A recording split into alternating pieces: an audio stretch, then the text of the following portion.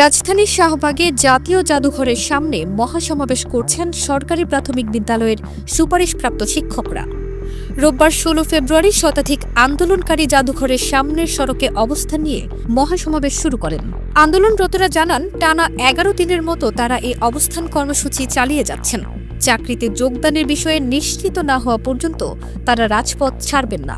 তারা আরও জানান, যৌক্তিক আন্দোলনে ৩ দিন পুলিশ বল প্রয়োগ করেছে। সর্বশেষ গত বৃহস্পতিবারও তাদের উপর জল কামান নিক্ষেপ করার পাশাপাশি পুলিশ লাঠিপেটা করেছে।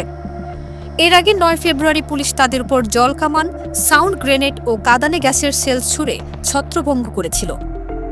ওই দিন পুলিশ আন্দোলনকারীদের লাঠিপেটাও করে।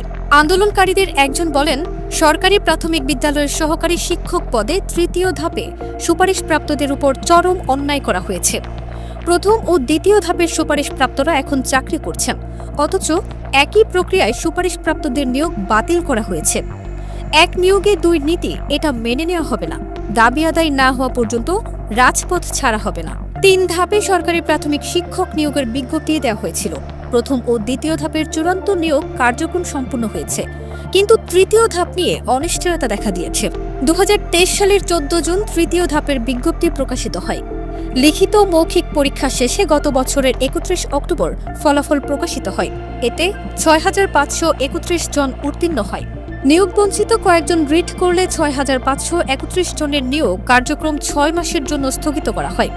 পরে গত ৬ ফেব্রুয়ারি হাইকোর্ট তাদের নিয়োগ কার্যক্রম বাতিল করে রায় দেন। এর আগে বুধবার রাজধানীর মাধ্যমিক ও উচ্চ মাধ্যমিক অধিদপ্তরের সামনে আন্দোলন করেন সহকারী শিক্ষক পদে নিয়োগ বঞ্চিত ব্যক্তিরা। পরে গত বৃহস্পতিবার আন্দোলনের অংশ হিসেবে শাহবাগে সড়ক অবরোধ করে বিক্ষোভ করেন তারা।